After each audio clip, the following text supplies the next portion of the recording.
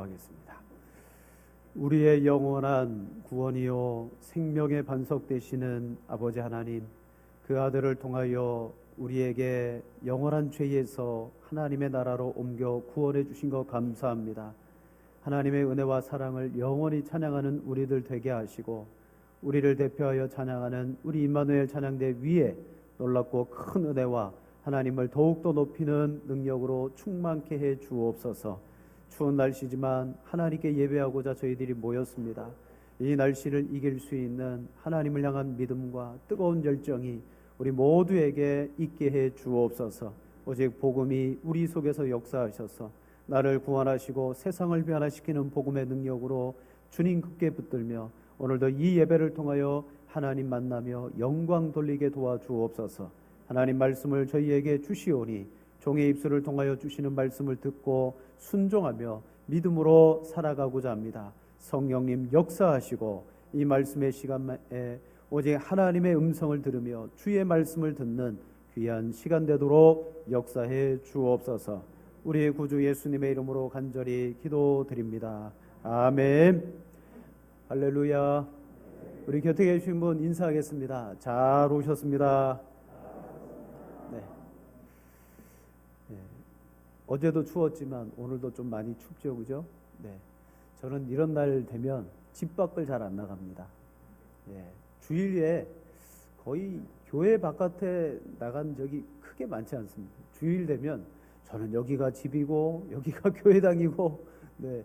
그래서 여러분들처럼 추위를 뚫고 이렇게 교회를 오지 않아서 참 다행인데, 또 추운 날씨임에도 불구하고 일부 예배 이른 아침에 오셔서 주님의 이름으로 환영합니다.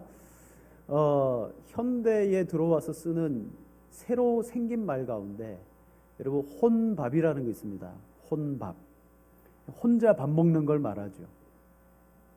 여러분 이런 단어가 오늘날 많이 쓰여지고 있다는 것은 바로 이 시대와 세상이 그처럼 바뀌어가고 있다라는 의미가 들어 있습니다. 여러분 밥을 먹는 것은요 단순히 어떤 먹고 사는 행위 이상의 일입니다. 특별히 여러분 가족을 우리는 식구라고 부르잖아요. 식구가 뭡니까? 함께 음식을 나누어 먹는 그런 특별한 관계의 가족을 식구라고 말합니다. 즉 가족들은요 그냥 모여가지고 함께 밥을 먹는 차원에서 끝나는 것이 가족이 아니고, 그들은 서로의 속을 꺼내어 놓고 스스럼 없이 때로는 창피한 것도 이야기하고 힘들고 어려운 것들을 서로 나눌 수 있는 것이 여러분 가족이라고 할 수가 있겠습니다. 어떻게 보면 이 사회도 원래는 거대한 하나의 가족이죠. 죄가 들어와서 분리가 되고 이 세상이 갈등이 생기지만, 여러분 이 사회는 정말 정교하게 짜맞추어진 톱니바퀴가 이렇게 맞물려 돌아가듯이 사회는 그런 시스템을 가지고 있습니다. 그런데 사회는 우리가 생각하는 가족 안에서의 정의나 또 그런 사랑으로 움직여가지 않고요. 뭘로 움직여갑니까? 어떤 경제 원리, 물질 원리, 세상이 돌아가는 그런 원리로 움직여져 갑니다. 그러다 보니까 현대에 들어서 여러분 우리 사람들이 가지고 있는 그 인격성, 내가 왜 일을 해야 되지? 내가 왜 이 구성원이 되어서 지금 여기 있지라는 우리의 인격성은 사라지고요. 대신 현대의 우리는 도구화가 될 때가 너무 많습니다. 회사의 도구, 가정의 도구, 또 여러 장소에서 우리는 도구가 됩니다. 그럴 때마다 우리는 나는 이 사회에서 그냥 툭 떨어져 나온 한 조각처럼 느껴질 때가 있습니다. 그리고 그 마음은 곧 소외되어진 마음으로 우리는 품게 됩니다. 여러분 소외라는 것은요 어떤 무리에서 기피해서 따돌림 당하거나 멀리 떨어지는 것을 말합니다. 사회든 개인이든 여러분 소외를 겪는 사람은 마치 혼자 있는 것 같아요. 공동체 속에 있지만, 사회 속에 있지만 나는 그 안에서 혼자 있는 것 같은 기분, 그리고 그 공동체 가운데 함께하지 못함으로 여러분 혼란스러운 마음을 갖게 될 때가 참 많이 있습니다. 오늘날 우리가 살아가는 이 사회 속에는 엄연히 소외라는 것이 존재합니다. 그래서 소외 계층이라고 또 따로 그들을 부르는 말도 있죠. 그들은 뭐 물질적인 소외 계층일 수 있습니다. 하지만 물질이 아니라 우리는 이 사회 속에서 왠지 나 혼자 떨어져 있는 것 같은 그런 마음을 갖게 됩니다.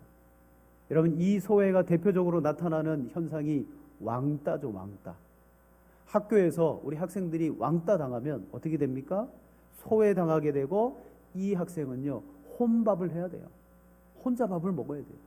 만약에 그 왕따 당하는 친구와 같이 밥을 먹어주거나 친하게 지내면요, 그 친구까지 더불어 왕따가 되고 소외가 되는 세상이기 때문에, 그러므로 이 혼밥이라는 것과 소외라는 것은 띄어놓을 수가 없고 같이 바라봐 줘야 된다는 사실입니다.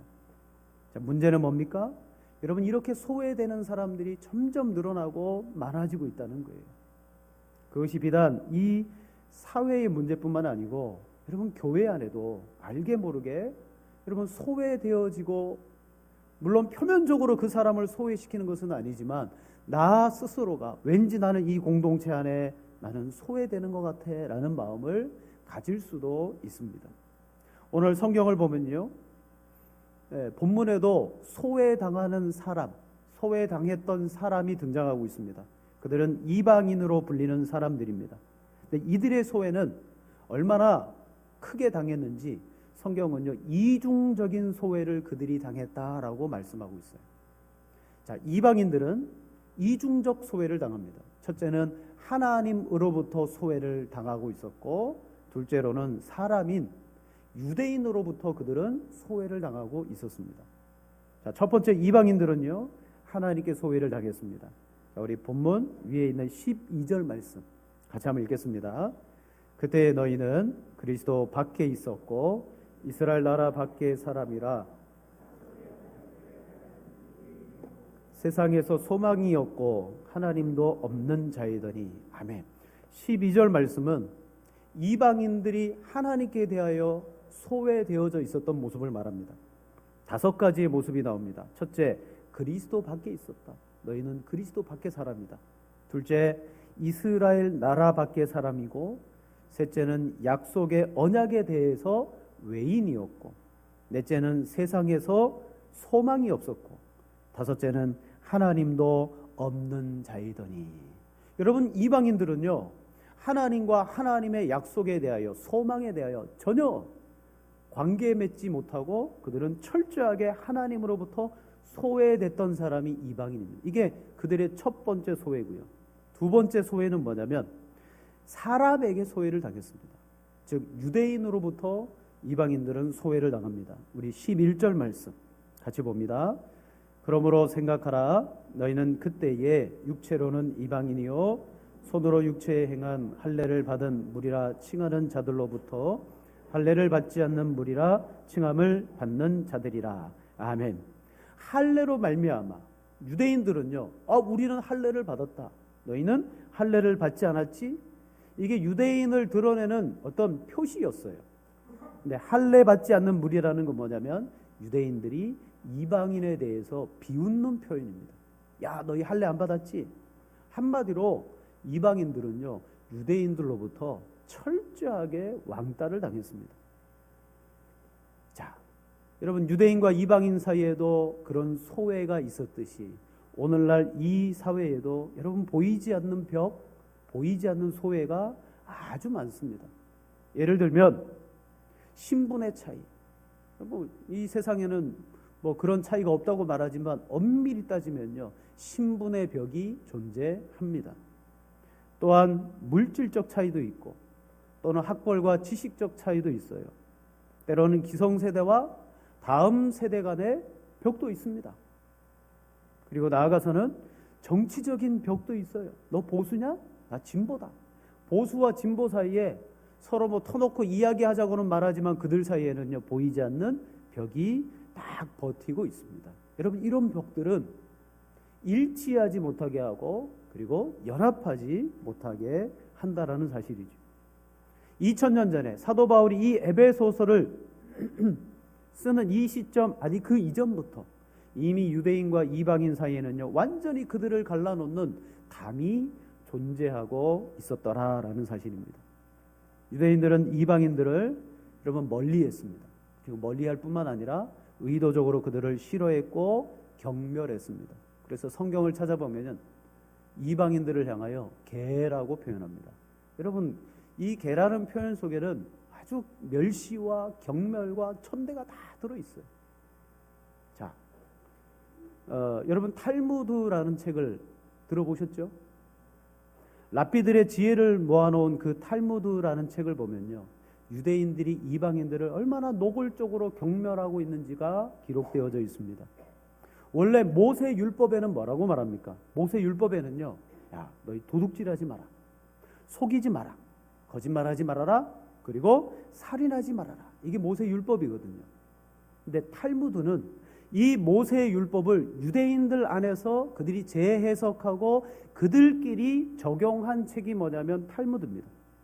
근데 그들은 이 모세 율법 그대로 따라서 살아가야 되는데 탈무드를 통해서 그들은 유대인들만이 사람이고 이방인들은 개, 돼지보다 못한 존재다라고 탈무드에는요 아주 많이 기록되어져 있습니다. 즉 율법대로 신앙생활하지 않고 그들은 탈무드, 그걸 통해서 신앙생활을 합니다. 탈무드에는 이방인에 대해서 이렇게 말합니다. 비유대인이나 유대인을 죽였을 때는 유죄, 즉 이방인이나 유대인을 죽이면 그 유죄입니다. 하지만 유대인이 비유대인을 죽였을 때는 무죄다. 즉 유대인은 이방인을 죽여도 무죄라는 거예요. 또 이렇게 말합니다. 유대인은 비유대인을 조종함에 있어 거짓말을 사용해도 된다. 모세 율법에는 거짓말하지 말라 그랬거든요. 그러나 탈무드에는 뭐라고 말하느냐? 비유대인에게는 거짓말해도 된다. 자, 이쯤 되면 여러분, 우리가 알고 있는 탈무드가 맞나 싶습니다. 근데 여러분이 잘 모르는 게 있어요. 뭐냐면 탈무드를 우리는 그냥 서재에 딱 꽂아놓은 랍비들의 지혜서라고 생각하는데 탈무드는 그런 책이 아닙니다. 여러분, 사람들이 왜 탈무드와 랍비들의 지혜를 공부하려고 합니까? 그들은 유대인들의 그 어떤 뛰어남 때문입니다. 세계적으로 유대인의 인구는 0.2%입니다. 하지만 노벨상을 받았던 퍼센트는요, 그 0.2%가 노벨상의 30%를 받아갔습니다. 그래서 많은 사람들이 유대인들에게는 성공하는 비결이 있다. 그게 뭐냐? 아, 유대인은 탈무드를 배우더라. 탈무드는 그들에게 대대로 전해 내려온 지혜의 책이다라고 알고 우리도요, 어려서 아이들에게 탈무드를 가르칩니다. 그런데 여러분, 진짜 유대인의 탈무드는 어떤 책이냐면 그들의 근본 정신은 반인륜적입니다. 사탄적입니다. 그리고 반기독교적입니다. 탈무드는 그런 책이에요. 자, 예수님께서 바리새인을 혹독하게 책망했습니다. 독사의 자식들아. 여러분, 그 책망은 보통 책망이 아니에요. 왜 예수님이 그들을 그렇게 책망했느냐? 그들은요, 바리새인들은 성경 말씀대로 읽고 그 말씀을 교훈 삼아서 살아가지 않았습니다. 그리고 성경대로 실천하지 않았어요. 대신 그들은 성경의 말씀을 랍비나 수많은 지혜자들이 재해석해 놓은 책, 유대인화 만들어 놓은 책, 그것을 적용한 책, 그 탈무드를 보면서 그들은 신앙생활을 했습니다. 그러니까 하나님의 말씀과 탈무드는요, 완전히 차이가 있는 거예요. 그리고 성경은 뭐라고 말하냐? 성경은 어린아이나 여자들이 읽는 책이고, 그리고 신앙으로 장성한 사람은 탈무드를 통해서 신앙생활을 해야 된다. 그러니까 탈무드의 내용이 순 엉터리인 거예요. 반인륜적이고 사탄적인 내용들이 너무 많이 들어있기 때문에 예수님은 그들을 뭐라고 책망했느냐? 독사의 자식들아. 이런 우리 아이들에게 어려서, 야, 이게 유대인의 지혜의 책인데 너희들 꼭 봐. 책을 줍니다. 여러분, 그 탈무드에서 예수님에 대하여 이렇게 기록해 놓고 있습니다. 예수는 그가 지은 죄로 인하여 지금 지옥의 똥물에서 펄펄 끓고 있다. 탈무드를 거부하는 기독교들이나 그 외 모든 자들과 그들의 자손은 지옥에 떨어져 영원히 고통을 받을 것이다. 여러분 탈무드 안에 예수님에 대하여 얼마나 많이 비하하고 욕에 가까운 내용들을 기록해 놓은지 몰라요. 자, 그러나 현재 시점에서 여러분들이 서점에 나가서 탈무드 책을 사시잖아요. 근데 그 책은 다 실제 유대인의 탈무드와 비교해 보면 엉터리입니다. 엉터리. 오늘 우리나라에 나와 있는 탈무드는 왜 그러느냐? 그 탈무드 가운데 재미있는 스토리, 또 지혜 있는 이야기만 딱 모아가지고 나온 것이 여러분 서점에 있는 책들입니다. 그러나 실제 탈무드는요, 지혜의 책이 아니라는 거예요.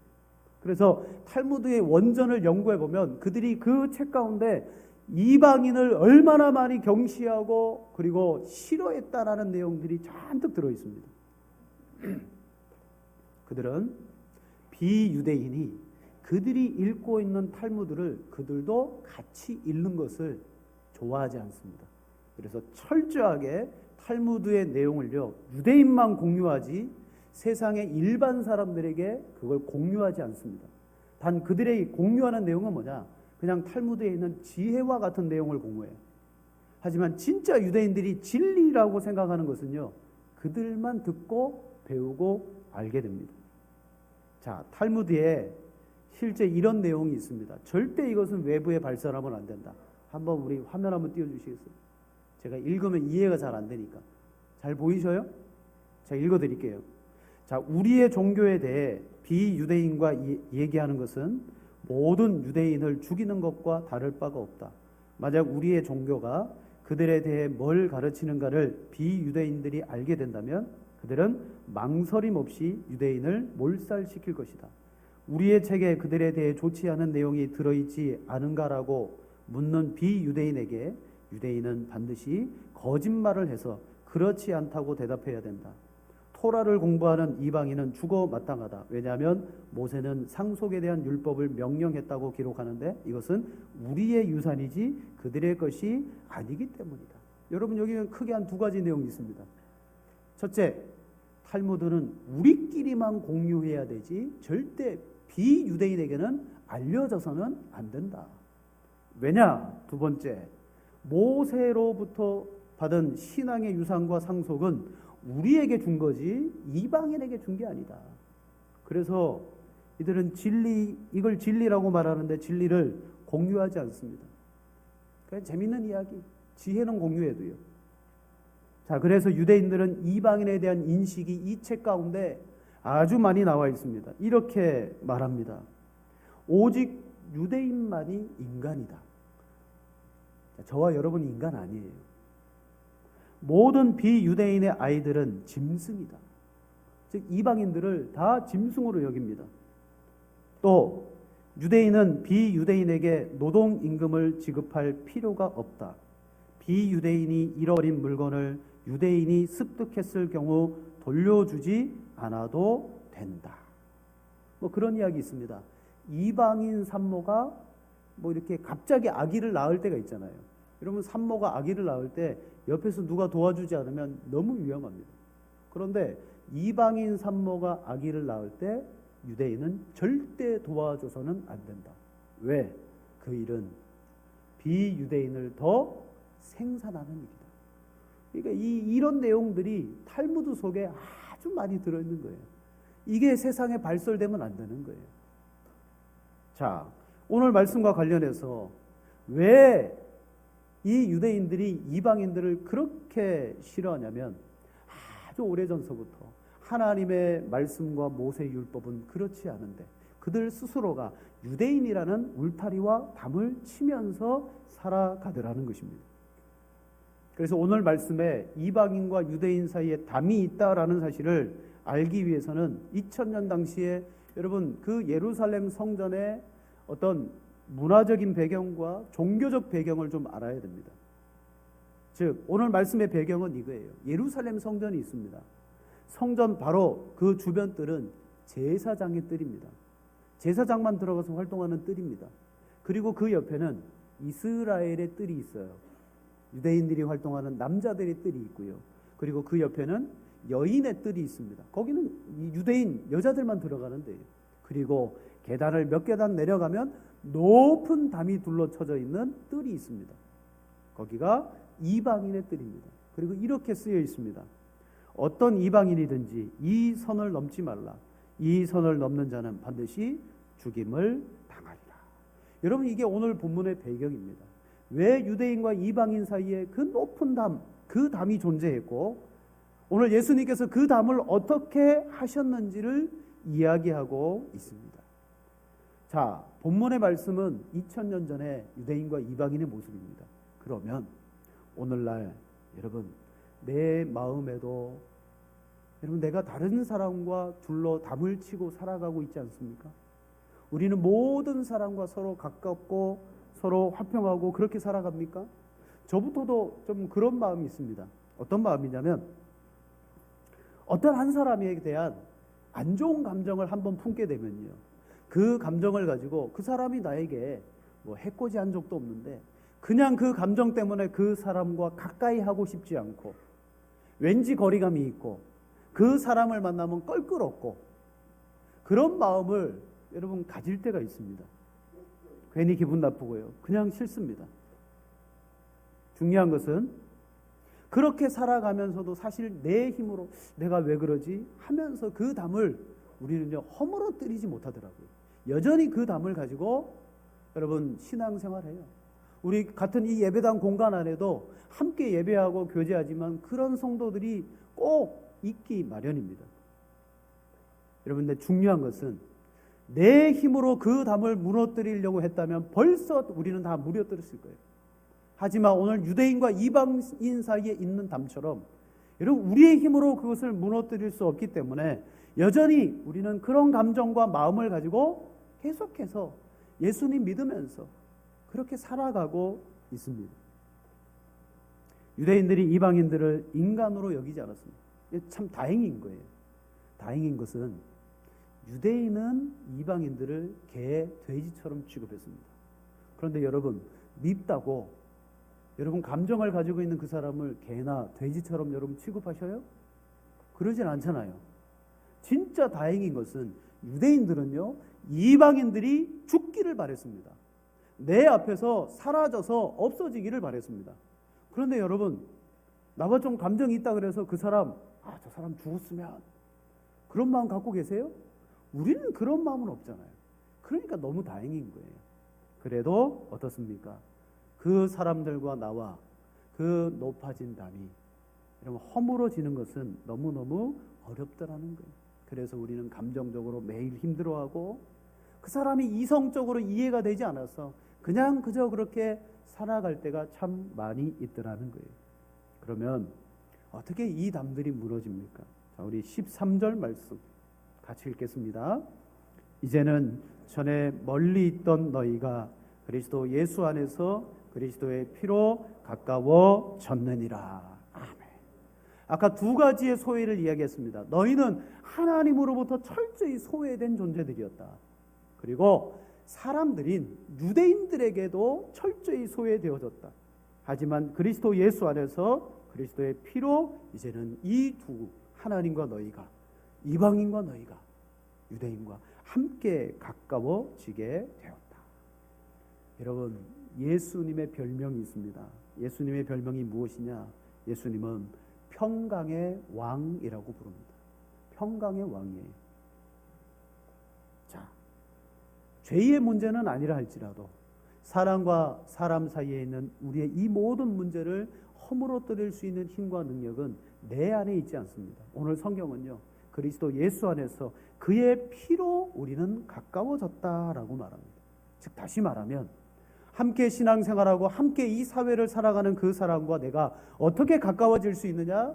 성경은요, 내 힘과 능력으로는 안 된다. 오직 예수 그리스도로 말미암아 우리는 가까워질 수 있다. 여러분, 하나 여쭤보겠습니다. 여러분, 예수님께서 나를 죄와 사망의 권세에서 하나님의 아들의 나라로 옮겨주신 줄 믿습니까? 여러분, 예수님이 내 죄를 해결하시고 나를 영원한 구원 가운데 주시는 것을 여러분 믿습니까? 그렇다면 그 예수님이 내 죄도 해결하셨다면, 그 예수님을 통하여 구원을 얻었다면 사람과 사람 사이에 있는 그 담도 예수님으로 인하여 해결함 받을 줄로 믿습니까? 오늘 본문이 말하는 것은 그겁니다. 주님은 내 죄를 위해서 죽으셨고 그 피로 말미암아 해결해 놓으셨다면, 오늘 내가 생각할 때 참 껄끄럽고 힘들지만 사람과 사람 사이의 문제도 내가 안 되지만 예수님의 피로, 예수님의 그 희생으로 허물어 주실 줄로 우리는 믿어야 된다는 사실이죠. 자, 그래서 오늘 성경은 그렇게 허물어진 관계를 14절에서 18절까지 말씀하고 있습니다. 자, 우리 14절로 18절 다 같이 읽겠습니다. 그는 우리의 화평이신지라 하나를 만드사 원수된 것 곧 중간에 막힌 담을 자기 육체로 오시고 법조문으로 된 계명의 율법을 폐하셨으니 이는 이 둘로 자기 안에서 한 세 사람을 지어 화평하게 하시고 또 십자가로 이 둘을 한 몸으로 하나님과 화목하게 하려 하심이라. 원수된 것을 십자가로 소멸하시고 또 오셔서 먼데 있는 너희에게 평안을 전하시고 가까운 데 있는 자들에게 평안을 전하셨으니 이는 그로 말미암아 우리들이 성령 아버지께 나아감을 얻게 하려 하심이라. 아멘. 예수님이 이 일을 하셨다는 거예요. 그러므로 너희에게 이 평안이 너희에게 전달되어졌고 너희는 그 평안한 가운데 이제 하나 되어 성령 안에서 하나님 아버지께 나아가게 되었다. 어떻게 되었느냐? 그가 우리의 화평이다. 자기 안에서 한 세 사람을 지어서 화평하게 하셨다. 원수된 것을 십자가로 소멸하시고 너희에게 평안을 전하셨다. 여러분, 오늘 우리의 인간관계와 우리의 모든 살아가는 관계 속에 그걸 허물어뜨리고요, 참된 평강의 관계를 누리기를 원하신다면 무엇에 집중해야 되냐면 저와 여러분이 예수님께 집중해야 된다는 거예요. 여러분, 내 마음에 얼마나 많은 감정들이 하루아침에 막 올라갔다 내려갔다 합니까? 아, 이 감정을 삭혀야지, 내가 어떻게 해야지. 그래도 안 되는 거예요. 어떻게? 예수님을 집중해야 되는데 예수님이 어떻게 하셨다고요? 그 몸으로 우리의 모든 것들을 소멸하셨다. 여러분, 예수님의 십자가의 의미가 우리의 죄를 씻어주시는 구속의 의미가 있지만, 중요한 의미이지만 또 하나의 십자가의 의미는 무엇입니까? 죄로 말미암아 깨어진 모든 관계를 예수님의 희생과 그의 피 흘리심과 육체를 찢으심과 십자가로 원수되었던 것들을 다 소멸하신다라고 말씀하고 있습니다. 여러분, 저와 여러분 안에 알게 모르게 원수 맺었던 것, 갈등의 관계, 내가 다른 사람에 대하여 옹졸하게 그를 내 마음속에 묻고 있었던 것 너무너무 많습니다. 우리는 끊임없이 내가 이렇게 하면 안 되는데 라고 말하지만 우리 할 수밖에 없어요. 그렇게 나아갈 수밖에 없습니다. 그때 어떻게 해야 됩니까? 진정한 평강은 예수님께 있고 그분은 나를 위하여 십자가의 희생을 이루셨다는 거예요. 자, 이 세상에 갈등하지 않고 담을 치지 않고 살아가는 사람 있으면 손 한번 들어주세요. 없습니까? 우린 다 갈등합니다. 그래서 여러분, 그런 이야기가 있잖아요. 어떤 한 아내가 자기 남편에게 지그시 바라보며 이렇게 조용하게 속삭였습니다. 아내가 남편에게 말했습니다. 당신은 내게 로또 같은 사람이에요.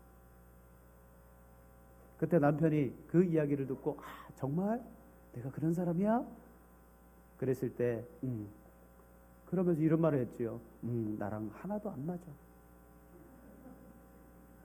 로또가 안 맞잖아요.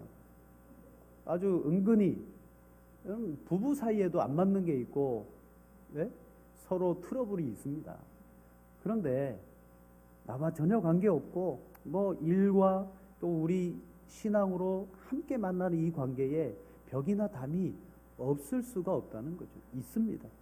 그럼 어떻게 해야 됩니까? 사도 바울은 이렇게 말합니다. 고린도전서 15장 31절에 형제들아, 내가 그리스도 예수 우리 주 안에서 가진 바 너희에 대한 나의 자랑을 두고 다뤄나느니 나는 날마다 죽노라. 날마다 죽노라. 여러분, 사도 바울이 고린도 교회 성도들에게 쓰는 거예요. 고린도 교회는 사도 바울에게 엄청난 갈등을 일으켰던 교회 아닙니까? 그죠? 염려, 갈등, 걱정 다 끼쳤던 교회예요. 그런 교회를 향하여 바울은 말합니다. 나는 날마다 죽는다. 여러분, 참된 화평과 평안함의 길은 어디에 있느냐? 예수 그리스도께서 죽으신 것처럼 내가 그 예수님 안에서 죽으면 돼요.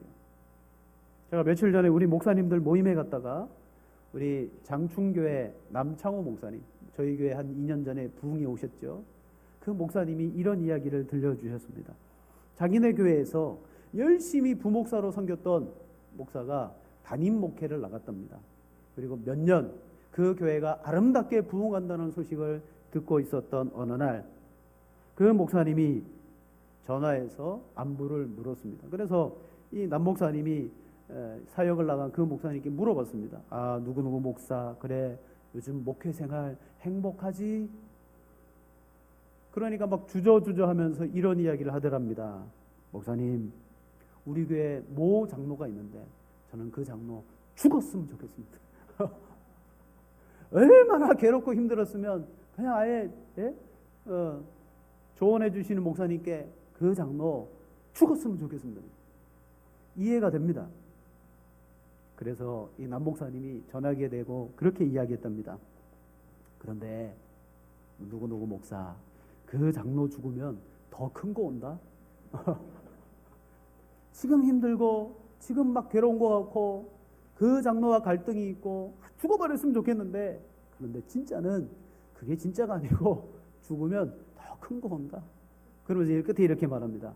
누구 목사 죽어야지, 죽어야 돼 라고 말했습니다. 여러분, 예수님이 우리를 위해서 죽었습니다. 성경은 끊임없이 우리로 하여금 죽으라고 말합니다. 그런데 우리는 말로는 죽겠습니다, 희생하겠습니다, 섬기겠습니다 라고 말하지만 실은 우리는 잘 안 죽습니다. 여러분, 우리의 죽음은 예수님의 죽음과 비교하면요 아무것도 아닙니다. 예수님 때문에, 여러분 예수님 침뱉음 당하셨잖아요. 여러분 그 사람 앞에서 침뱉음 당하신 적 있습니까? 뺨을 맞으신 적 있습니까? 채찍에 맞으신 적 있습니까? 죽느라고 손에 못이 박히신 적 있습니까? 여러분, 우리는 죽겠다라고 말하지만 예수님과 같이 그렇게 죽어본 적이 없습니다. 그냥 죽는 신용만 할 뿐이죠. 하지만 하나님의 진짜 교회는 몸된 교회가 되고 성령 안에서 하나로 지어져 가기 위해서는 주님이 죽으셔서 이방인과 유대인을 그 갈등의 고리 깊은 그 사이를 하나 되게 만들어 놓으셨다면, 우리가 그것을 성령 안에서 힘써 지켜나가기 위해서 이제 우리에게 주어진 사명이 뭐냐? 내가 죽어야 되는 것입니다. 내가 성령 안에서 죽어야지만 우리의 관계가 아름답게 세워져 나가는, 그래서 항상 우리는 어떻게 됩니까? 사도들과 선지자들의 그 터 위에 세워져야 돼요. 사도들과 선지자들이 하나님의 진리의 말씀 터 위에 어떻게 했습니까? 희생하고 수고하고 죽고, 그 터 위에 우리도 서 있다는 거예요. 우리도 그 길을 따라가야 된다는 거죠. 그러면서 오늘 성경은 이렇게 말합니다. 21절, 20절 끝부분에 그리스도 예수께서 친히 모퉁이 돌이 되셨느니라. 여러분, 예수님이 모퉁이 돌이 되셨다는 것은 무엇입니까? 그냥 모양만 갖춘 게 아니에요. 우리 안에 저 벽돌과 이 벽돌 사이에 예수님이 계셨어. 우리는 그 예수님을 통하여 내가 죽어지고 내가 희생하고 내가 섬길 때에만이 진짜 하나된 건물로 세워져 나갈 수 있는 것입니다. 사랑하는 성도 여러분, 오늘 우리 양평옥교회에 함께 등록하셨든 안 하셨든 함께 예배드리는 우리 모두는 성령 안에서 한 몸인 줄로 믿습니다. 그리고 오늘 19절 말씀에 이렇게 말하죠. 이제부터 너희는 외인도 아니요 나그네도 아니요 오직 성도들과 동일한 시민이요 하나님의 권속이라. 여러분, 우리 교회를 오래 다녀야지만 하나님의 권속이 아닙니다. 권속이라는 말은 가족 안에 포함되어져 있는 모든 사람을 말해요. 권속은요, 그 집안에 종이 있다, 종도 권속입니다. 즉, 한 집안 안에 함께 있는 사람들이 권속인데, 오늘 이방인을 향하여 너희는 외인이 아니다, 나그네도 아니다, 이제는 그리스도 예수 안에서 성도요 하나된 권속이라고 말합니다. 권속은 한 가족 되어졌다는 것이죠. 그러므로 여러분 2018년도 여러분이 신앙생활을 어떻게 하셨는지는 잘 모르겠습니다만은 이제 19년도를 시작하면서 한 가지 여러분이 결단하실 것이 있다면 나는 양평읍 교회의 권속이다. 백화점에 가면 손님을 뭐라고 부릅니까? 손님은 요즘 대접을 안 받으셔본 손님은 뭐라고 불러요? 왕이다. 여러분 어떤 쇼핑센터나 그런 물건을 파는 데는요, 손님은 왕이다라고 이제 캐치프레이즈를 걸고 말하지만 실제 대접은 잘 못 받습니다. 손님은 왕입니다. 여러분 교회 안에서 함께 예배하고 권속으로 나아갈 때 여러분 손님 아니시잖아요. 이제는 여러분이 우리 교회에 머리가 되신 분은 예수님입니다. 교회의 주인은 예수님입니다. 여러분 만년 손님으로 살아갈 것이 아니라 이제는 우리 양평읍 교회 안에 내가 주인이 되는 거예요. 내가 책임을 가지는 거예요. 내가 우리 교회의 권속이 된 걸로 믿고 하나님의 교회의 권속으로 활동하시는 겁니다. 이제 2019년도 되면 여러분 한 해를 넘어가잖아요. 한 해를 넘어가면 한국 사람들은 연수를 횟수로 따집니다. 그래가지고 아직 만 1년이 안 돼도 연수가 넘어가면요, 나 우리 교회 온 지 2년 됐어 그럽니다. 횟수가 넘어가면 여러분 2년 되는 거예요. 올해 등록하신 분은 벌써 내년 되면 2년입니다. 그러면 우리는 뭐가 돼요? 이미 권속이 되고도 남아야 되는 거죠. 교회를 오래 다니고 또 많이 다니고의 문제가 아니라 오늘 예수님이 하나님과 여러분 사이를 허물어뜨려서 하나 되게 하셨고 사람과 사람 사이를 허물어뜨려서 하나 되게 하셔서 오늘 말씀해 보니까 한 지체로 지어져 가게 만드신 거예요. 그럼 어떻게 해야 됩니까? 여러분 교회는 매주 잔칫날이 되어져야 돼요. 그 잔칫날에 두 종류의 사람이 있겠습니다. 한 종류의 사람은 이 잔치를 준비하기 위해서 주인된 마음으로 열심히 수고하고 섬기고 희생하고 모이기를 힘쓰는 성도가 있는가 하면 손님이 있죠. 손님은 어떤 분입니까? 손님은요, 시간 되면 오고 시간 되면 가는 사람이에요. 시간 외에 주인의식과 책임감을 가지고 교회를 돌보지 않습니다. 여러분 손님 되지 마시고 참된 우리 양평읍 교회에 주인의 의식을 가지고 그렇게 섬기고 봉사하는 여러분들 되기를 바랍니다. 여러분 어떻게 해야 될까요? 어떻게 해야 될까요? 저는 이렇게 여러분들에게 말씀드리고 싶습니다. 물론 주일의 예배를 거룩하게 참여하셔야죠. 그리고 이 예배 외적인 부분에서도 교제가 있으셔야 돼요. 구역에 참여하시고 전도회, 여러분 연령별로 전도회의 모임들이 다 있습니다.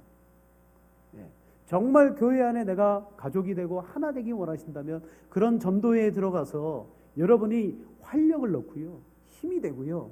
그렇게 될 때 나 한 사람이 무슨 힘이 될까? 아니요. 여러분이 들어감으로 말미암아 하나님의 교회는 여러분 잔치 분위기가 되고 아름답게 자라나는 복된 가족들이 될 줄로 믿습니다. 아멘 안 하시네요. 네. 자, 그런 성도가 되기를 주님의 이름으로 축복합니다. 자, 말씀을 마치겠습니다. 세상에는 아무리 소외가 넘치고 또 세상에는 벽이 있고 보이지 않는 사람들 간에 그런 것들이 있다 할지라도 오늘 우리는 그리스도 예수 안에서 만났기 때문에 적어도 우리 안에는 그런 것이 없어야 됩니다. 하지만 우리도 사람이기 때문에 감정도 있고요. 그리고 우리의 연약한 판단력 때문에 다른 사람을 내가 때로는 멀리하고 담을 쌓고 그렇게 지낼 때가 있습니다. 그럼 왜 주님 우리를 교회로 묶으셨습니까? 그 감정, 그 마음, 그것대로 살아가라고 우리를 부르신 게 아닙니다. 예수 그리스도 안에서 주님이 모퉁이 돌이 되어 주실 거니까 서로가 서로 희생하고 섬기며 나아갈 때 교회는 아름다운 권속으로 지어져 가게 될 것이라고 분명히 말씀하고 있습니다. 자, 2019년도 여러분 교회를 위해서 봉사도 하시고 모든 모임에 여러분 여력이 된다면 함께 참여하시고 그리고 그렇게 참여함으로 말미암아 여러분은 구경하거나 나그네나 외인 되지 마시고 권속이 누리는 복과 즐거움을 함께 누리는 그런 성도가 되시기를 주님의 이름으로 축복합니다. 기도하겠습니다. 우리 합심으로 한번 기도하겠습니다. 하나님, 우리 교회가 구경꾼 없고 나그네가 없고 함께 가족되며 함께 어울리며 즐거워하는 몸된 교회가 되게 하여 주옵소서. 오늘 내 마음속에 누구누구와 감정이 섞이거나 누구누구와 담이 있거나 그걸 예수 그리스도의 섬김과 희생으로 무너뜨리게 하여 주옵소서. 성령